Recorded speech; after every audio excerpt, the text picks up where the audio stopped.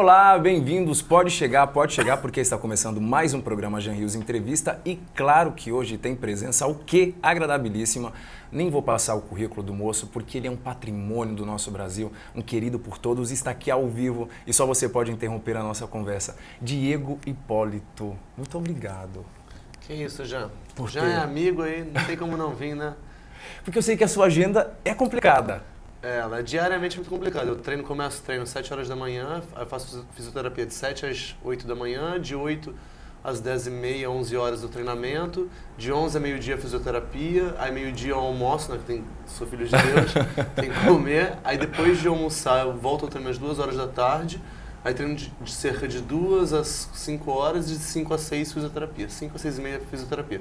Aí depois eu venho aqui pra Flix TV, falar com o Jean, mas ele me buscou, porque o Jean, eu vi que ele é produtor, ele faz de tudo, porque ele foi me buscar, tem uma história do Jean, que as pessoas não sabem, mas agora que eu tô no programa dele, que certa vez nós fomos, eu não sei, a gente estava num karaokê, alguma coisa do tipo. Ai, que história da cabeça, meu aí Deus do céu. Essa pessoa me pega e me derruba na minha cabeça Não, na verdade o Diego tinha colocado umas malas dele no bagageiro e nisso que eu fui liberar o moço, né, que ele foi pra casa dele, enfim, ele foi pegar as malas e eu bati com tudo, na minha testa, com a porta-luva na testa. Mas o que mais me assustou foi porque ele agachou assim, aí eu não sabia mais o que tinha acontecido e de repente eu poderia ter... Quase foi o fim do Diego. Pois é, não, e aí causado por mim não seria nada legal. Não ia ser feliz nessa vida nunca mais. Diego, bom, já te agradeci pela tua presença. Todo mundo te conhece, é claro, você é o tipo de pessoa que recusa apresentações, eu nem fiquei aqui viajando muito para fazer a cabeça desse programa, porque literalmente não precisa.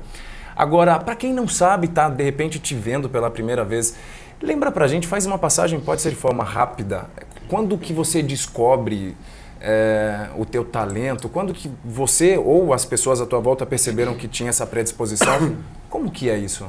Então, eu comecei a ginástica com 7 anos de idade, por influência da minha irmã. A minha irmã, para quem não sabe, é a Daniela Hipólito. Começou a ginástica com 5, a minha irmã. E ela já fazia ginástica há 4 anos, que ela é 2 anos mais velha do que eu. E eu acabei vendo ela fazendo, ela falava para entrar, falava que era legal, só que eu já tinha muita aptidão, porque eu antes de entrar na ginástica com 7 anos de idade, eu já sabia fazer mortal no chão, tanto de frente quanto de costas. Não é uma coisa muito comum uma criança de 7 anos saber fazer mortal de frente e de costas. E aí eu entrei, no começo eu saí muitas vezes, que eu não entendia muito bem o que era, não era um esporte muito visto por homens, né? Eram mais por mulheres, por isso que minha irmã se tornou a grande pessoa que eu queria ser igual. Mas depois de muitos entras e sair na ginástica, continuei, depois com 8 anos de idade fui morar no Rio de Janeiro, que minha irmã tinha sido contratada pelo Flamengo. Eu nasci em Santo André, São Paulo, atualmente moro em São Bernardo, representando o Clube Asa São Bernardo do Campo. Fiquei 19 anos no Rio, depois quando eu fui, a partir dos meus 8 anos de idade, que eu fui para o Rio de Janeiro, que a gente foi contratado. Fiquei lá durante 19 anos, lá que eu consegui meus principais resultados, títulos mundiais, as minhas Olimpíadas, eu fui por lá. Aqui por São Bernardo eu voltei a ser medalhista mundial ano passado, que foi um mundial bastante importante para mim, mas a minha história começou toda baseada em Santo André. Todo mundo acha que eu sou do Rio de Janeiro, mas eu não sou. Eu sou de Santo André, São Paulo. Embora o Rio é a tua primeira, segunda casa, eu não sei qual é a ordem aí, mas você fica bastante no Rio também. Eu fico, na realidade, a semana geralmente eu fico em São Paulo, em São Bernardo, na minha casa em São Bernardo. E final de semana, muitas vezes, eu vou para o Rio de Janeiro, para minha casa lá do Rio, que é onde mora a minha família, que eu gosto de ficar em casa, eu me dou muito bem com a minha mãe, com os meus pais, eles são pessoas sensacionais que se abdicaram da vida deles para viver em função dos 3 filhos, que para quem não conhece também tem um irmão mais velho. Sou eu, a Daniela e o Edson. O Edson foi professor de ginástica também, hoje em dia trabalha numa área totalmente distinta, trabalha com balada, totalmente oposto dos atletas. Diferente. Mas ele é uma pessoa também que entende muito da nossa modalidade e em função disso a vida foi... No esporte, a nossa vida era totalmente esporte. A gente diariamente vivia isso, como vocês veem, pela minha carga horária de treino, todos os compromissos via ginástica. Eu não tenho como, é inevitável não pensar na ginástica praticamente o dia inteiro. Quando eu não estou no Rio de Janeiro no final de semana, e dia de semana aqui em São Bernardo, lá em São Bernardo, aliás, eu tenho milhões de viagens pela seleção. A gente teve Portugal semana passada, que eu acabei não indo por causa da minha coluna, que eu dei uma machucada na coluna. Como por está? isso, porque eu ainda estou machucado, que eu tô com 6 hérnias. Aí tá um pouquinho, eu tô tentando melhorar a questão de dor, analgesia, para não ter a possibilidade de operar. Acabei ficando fora dos Jogos Pan-Americanos em função da minha dor da coluna, que é uma prioridade já melhorar meu corpo para estar bem para o Mundial desse ano. É um Mundial que leva para as Olimpíadas. Para quem não sabe, a ginástica só se classifica para as Olimpíadas do ano que vem, que vão ter no Rio de Janeiro, por um único Mundial, que é esse ano. Se a gente não levar uma equipe que consiga levar 5 atletas para as Olimpíadas, a gente acaba, mesmo as Olimpíadas sendo no Brasil, não tendo o Diego e os meninos competindo as Olimpíadas. Então o objetivo é em cima do Campeonato Mundial, por isso que eu priorizei ficar fora dos Jogos Pan-Americanos, não indo para as seletivas, por isso que eu fiquei fora dos Jogos Pan-Americanos, para melhorar minha coluna. A prioridade é o Campeonato Mundial esse ano. Que bacana, Diego. Sempre a saúde em primeiro lugar, né? Diego, você tem essa agenda maluca, aí tem os compromissos que já não... Todos esses compromissos, parece que é mentira, né? Mas de fato é. Uhum. Em qual momento que você para curtir e curtir o quê? O que te dá prazer fora dessa rotina toda, de todos os dias, né? Então, pra quem me conhece, eu sou extremamente bobo alegre. Eu não sei. O Diego ri o tempo inteiro, gente. Não, é o dia inteiro e agora eu olhei pra cara do Jean e me deu vontade de rir, não sei porquê. Eu tenho medo de ter ataque de riso, porque eu já tive. Pode ter aqui ao vivo. Inúmeras entrevistas eu já tive ataque de riso, então eu fiquei com medo. Agora eu olhei pra ele, me deu vontade de rir, até deu uma desencarada, assim, pra não. Mas de repente ele se viu aqui cara a cara com o Patati, né? Faltou Patatá. Faltou Patatá, mas eu sou extremamente hiperativo. Por mais que eu treine o dia inteiro, eu sempre faço coisas agitadas, eu gosto muito de ir à praia, teatro, menos do que ir numa montanha. Gosto de embalada também, às vezes. Amo karaokê. Sempre vou lá na Canuto do Val, na Lilian Gonçalves, que é minha amiga. E canta bem, gente. O menino canta bem, canta bem. Não, mas esses dotes eu não...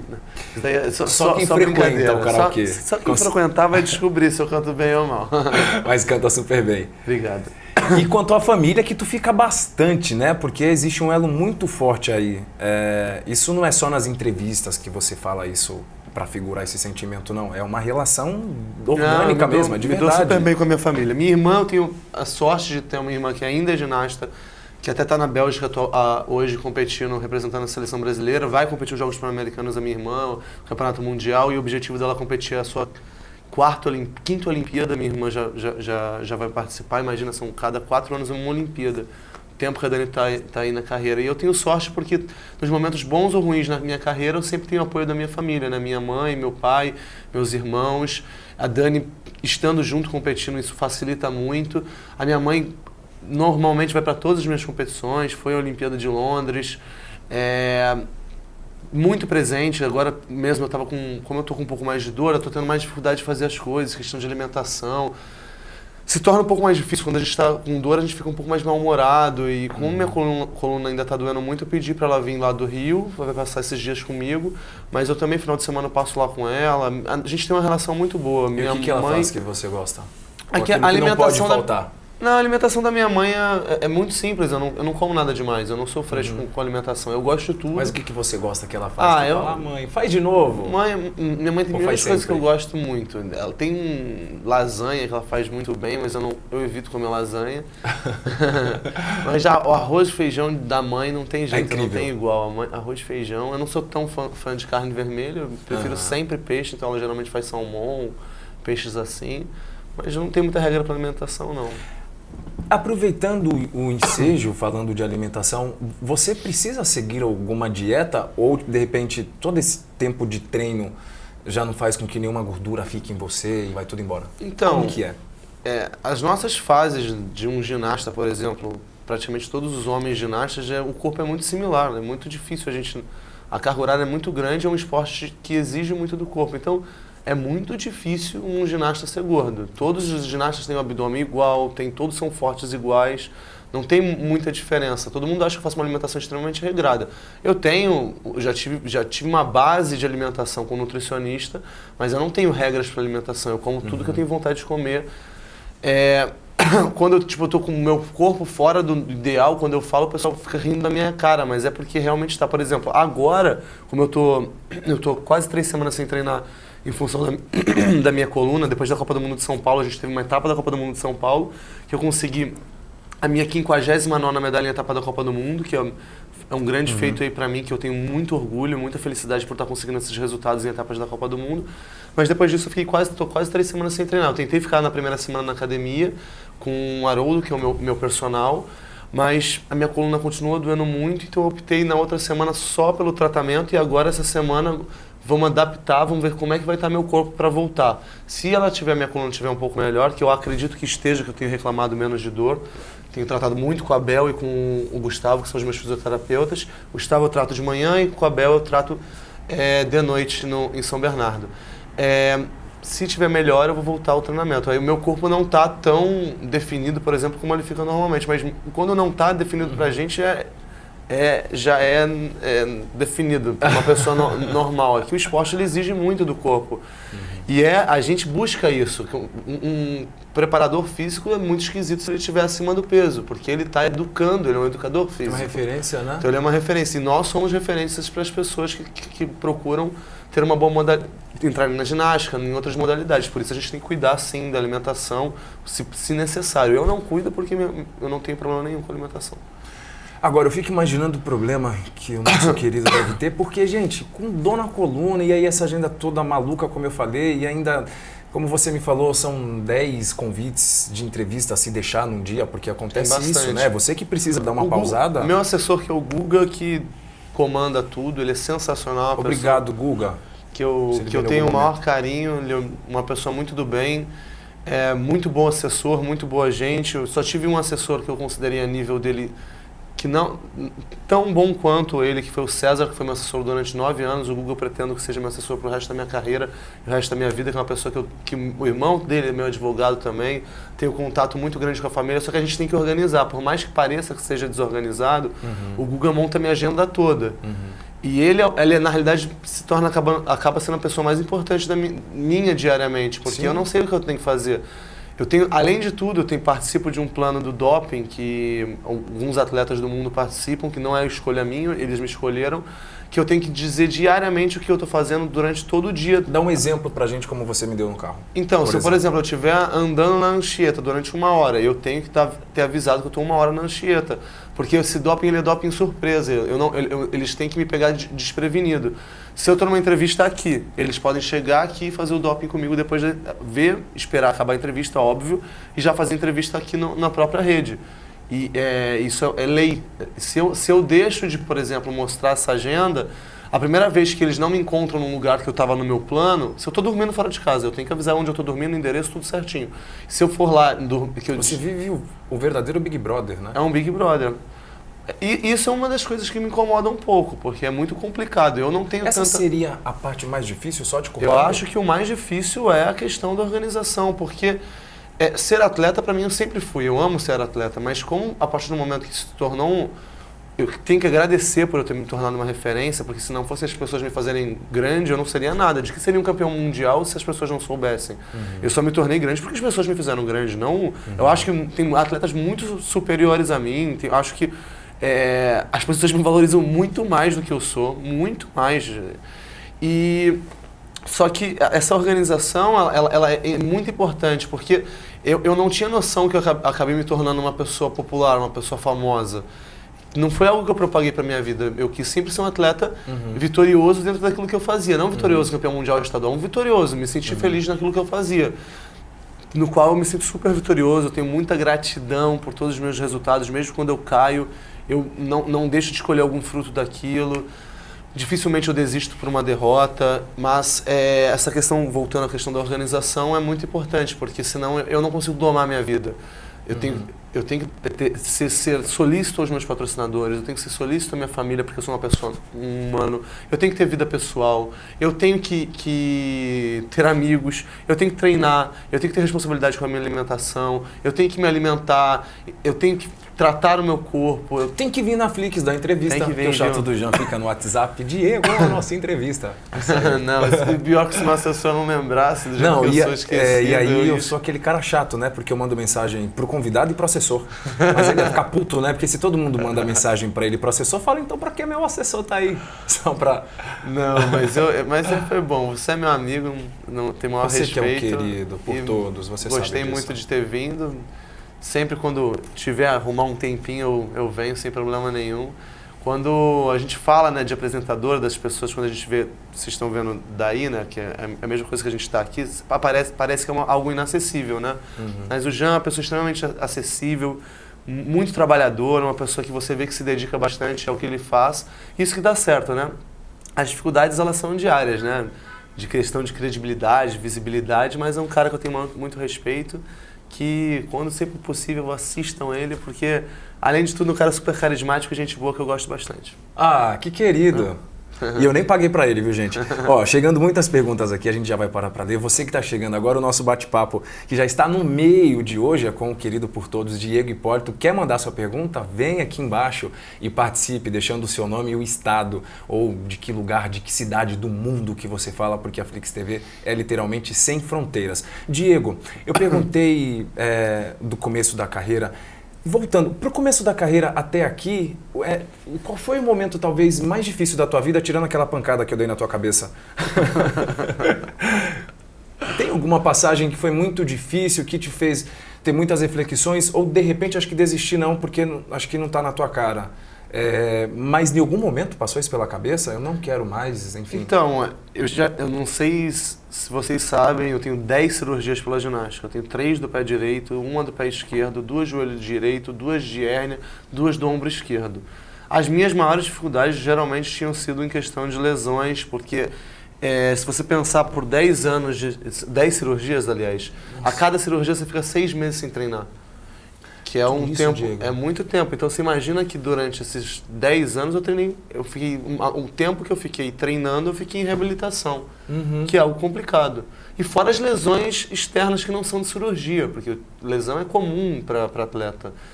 Isso foram coisas difíceis, mas que eu acho que sempre me faz querer me superar. O meu ponto, acho que da minha carreira mais difícil foi ano passado, porque eu sempre fui titular da seleção brasileira. E ano passado eu era o segundo reserva para o Campeonato Mundial, porque a seleção achava que eu não tinha nível de competir no Campeonato Mundial, para ajudar a equipe a ter um bom resultado. E eu me senti frustrado, eu tinha que respeitar a decisão técnica porque era o que eles achavam, e eu comecei só a acreditar um pouco que era verdade. Eu comecei a achar, será que eu estou ruim mesmo? Será que isso? Começou a me colocar muitas dúvidas. Aí eu era o segundo reserva, mas Deus é algo descomunal, né? Não tem explicação.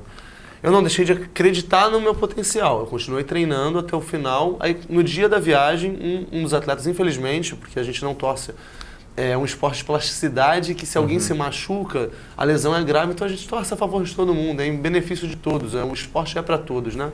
E aconteceu do atleta se machucar 1 mês e meio, mais ou menos, antes da competição, e eu tive que ir para o Japão, que era onde a gente fez a aclimatação para ir para a China, que era o Mundial, seria na China.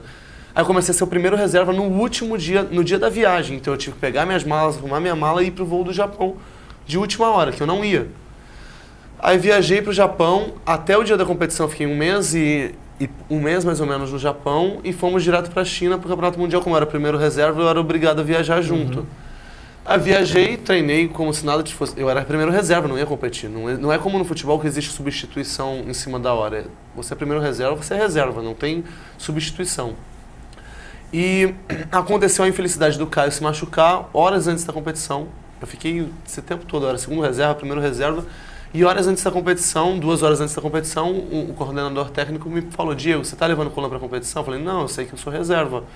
Ele falou: não, então pega seu colã que o Caio se machucou, você vai ter que competir. Eu preciso estar preparado sempre. Nossa, né? mas foi o meu momento, psicologicamente falando, que eu fiquei mais nervoso na minha carreira, porque eu sabia que era um divisor de águas. Se eu competisse mal, eu ia atrapalhar essa equipe, eles iriam, eu acredito que me cortariam de tudo futuramente. Difícil. E aí eu tive que competir, tivemos o melhor resultado da história da ginástica brasileira em termos de equipe, que é o que eles falavam que eu não ajudava tanto. Fomos a sexta melhor equipe do mundo, que foi o melhor resultado da história, e eu voltei a ser medalhista mundial. Fui o terceiro melhor do mundo nesse campeonato, nesse mundial, que eu nem iria competir. Então, por isso que às vezes Deus faz umas histórias pra gente, assim, se a gente não desistir naquele momento de dificuldade, a gente não tá propagando o que ele quer mesmo. A história dele, a gente tem que ir em frente. Superações são muito mais diárias. Você vê, a gente enfrenta tantos problemas políticos, tantas coisas de corrupção, E é um povo carente, um povo que necessita muitas vezes de ídolos, de pessoas. E como eu vi que a torcida já tinha acreditado muito em mim, eu não desisti muito por isso, porque eu estava muito triste naquela época. Eu falava, não vou aguentar, não estou aguentando ficar aqui dessa maneira. Eu me sentia muito desvalorizado, porque eu achava E que... uma pressão tamanha, né? mas aí Deus sabe o que faz. Aí um bronze que, geralmente no Brasil, infelizmente, a cultura é só o ouro é importante, mas o ouro, a prata e o bronze é importante. Claro. O meu bronze do mundo foi bastante valorizado pelas pessoas, eu sou super grato. E isso me fez voltar até a chama olímpica acesa, de voltar a acreditar que eu posso ser um medalhista olímpico, que eu fui, mais uma vez, medalhista mundial. Para ter noção da proporção, essa medalha que eu ganhei, esse bronze, que eu era segundo reserva, existem na história do esporte, existem 8 medalhas no Brasil. 5 são minhas e 3 do Arthur Zanetti. Para ter noção da proporção, é um resultado que é muito importante para a gente no Brasil. E temos no feminino 4. Uma da minha irmã, uma da grande Daiane dos Santos e da minha irmã, que são as percursoras da ginástica, e 2 da Jade Barbosa, que foram 4 no feminino. Então, essa medalha que eu ganhei ano passado, ela existe na história, só existem 12, juntando masculino e feminino, na história do esporte. Por isso que para mim teve um peso muito importante. Que quando a gente fala de Copa do Mundo e Mundial na ginástica, as pessoas não sabem diferenciar o que é uma Copa do Mundo e o que é um Mundial. O Mundial ele existe um por ano e no ano das Olimpíadas ele não existe. Então a cada 4 anos existem 3 mundiais. Copa do Mundo existem em torno de 6 a 7 por ano. Que eu já participei de 3 esse ano e consegui 4 medalhas esse ano já em etapas da Copa do Mundo. A Copa do Mundo tem mais. A Copa do Mundo eu tenho 59 medalhas na história. O Mundial eu tenho 5. Isso agora. Quantos títulos ou quantas medalhas você tem noção? Porque tem muitas perguntas aqui que eu preciso ler. Você tem noção de quantas medalhas? Quantas medalhas eu tenho, eu não faço a menor ideia. Até porque eu sou tão desligado. Eu estou começando a ficar mais velho, agora estou com 28 anos, e eu estou começando a me preocupar mais com essas coisas, né? Com aquele brasão, sei lá, né? Para minha família que for vir, tem que ter aquele guardado. Eu não tive tanto cuidado com as minhas medalhas, que é algo que eu não sei por que eu não tive cuidado. Para mim, o mais importante são as lembranças, que os meus melhores momentos da minha vida foram na ginástica. Gente, não sei se eu vou conseguir ler todas as perguntas, porque eu não sei o que acontece. De repente, elas chegam todas de uma vez. A Vivi perguntou assim, como que vai ser em 2016, porque ela quer ouro, todo mundo quer ouro, né? Como vai ser? Responde rapidinho, Diego. Então, para mim, qualquer medalha que acontecer, eu vou ficar muito contente. Se eu acertar a competição e não for medalhista, eu vou ficar muito contente também. A Olimpíada é o grande marco de qualquer atleta, né? O sonho de estar lá é algo descomunal. Sei que não tenho medalha olímpica, uma Olimpíada eu caí de bunda, que foi a de Pequim, que eu tinha muita chance de ganhar, e a de Londres eu caí literalmente de cara, que foi algo que marcou muito da minha carreira, que eu competi mal as 2 Olimpíadas. O ano de Londres foi um ano mais difícil, que eu operei 4 vezes, eu operei 2 vezes o pé direito, uma vez o joelho direito, uma vez o ombro esquerdo, então foi mais difícil. E Pequim eu já considero que foi algo que Deus decidiu, porque eu achava que eu era invencível e ninguém é invencível. Todo mundo erra, todo mundo tem o direito de acertar e errar, tem limitações. Né? E não acho que eu não podia não ser merecedor naquele momento. Espero que Deus me ajude a conseguir essa tão sonhada medalha.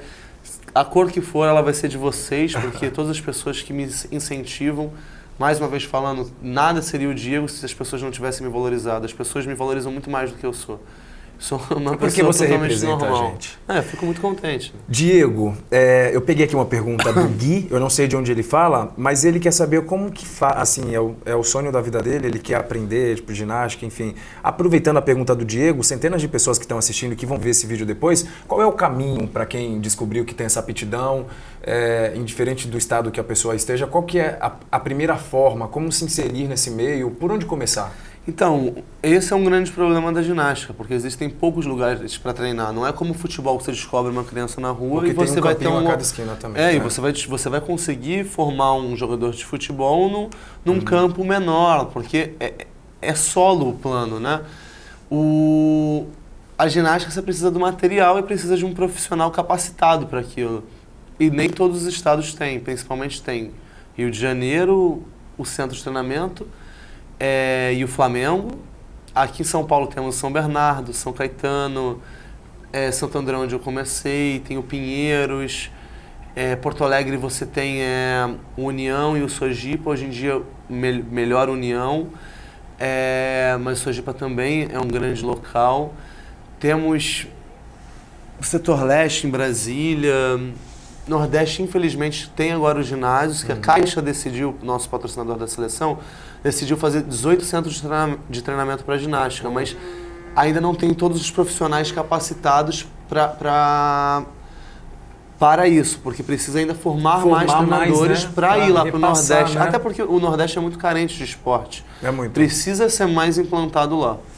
Bom, são muitas perguntas, o programa está chegando ao final, inclusive são tantas mensagens pedindo para o Diego mostrar a barriga. Gente, não é o caso do programa, né? Mas aproveita, vai na rede social. Diego, deixa as tuas redes sociais.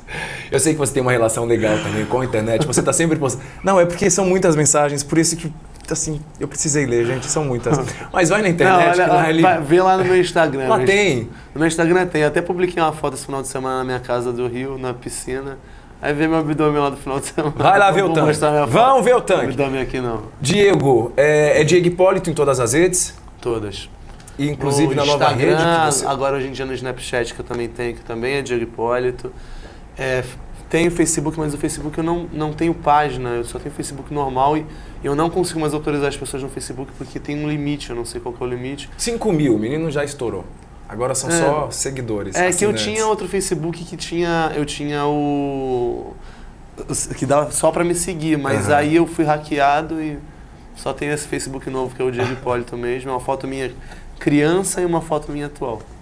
Grande Diego. Diego, eu quero te agradecer, deixar isso registrado aqui, esse legado que você deixa, que para você é mais uma entrevista, mas para mim é muito importante, para as pessoas que estão em casa e que acompanham aqui a Flix, é de extrema importância a tua presença aqui. Quem quiser continuar conversando com o Diego, vai para as redes sociais, enche o saco dele lá, porque ele responde sempre que ele pode. Quando eu consigo, eu respondo. Quando ele consegue, ele não tem tempo. Falando, mas como se eu fosse responder sempre. Não, se eu não mas você conseguir, responde, não é porque eu não tenho a vontade, porque realmente... Não dá, gente. Tem Realmente algumas coisas a fazer, mas sempre quando dá, eu respondo sempre. Ah, você tem coisas a fazer. É o que mais o menino tem. Diego, muito obrigado mais uma vez, que Deus te abençoe grandemente. Amém, viu? Obrigado. Bom, essa foi a entrevista de hoje, um bate-papo, na verdade, né, com o querido Diego Hipólito. Deixa eu agradecer duas pessoas, mandar um beijo para Tati Godoy e agradecer a empresa Tulisca Acessórios. Não dá para fechar aqui, ó, mas eles me mandaram esse mini microfone aqui, muito legal, eles mandam todas as coleções. Eu quero agradecer Tulisca, muito obrigado sempre pelo carinho. E segunda-feira que vem tem mais Jean Rios entrevista ao vivo aqui na Flix. Fica aí ligado na nossa programação, porque tem muito conteúdo bacana aí na segunda tela. Até segunda, tchau.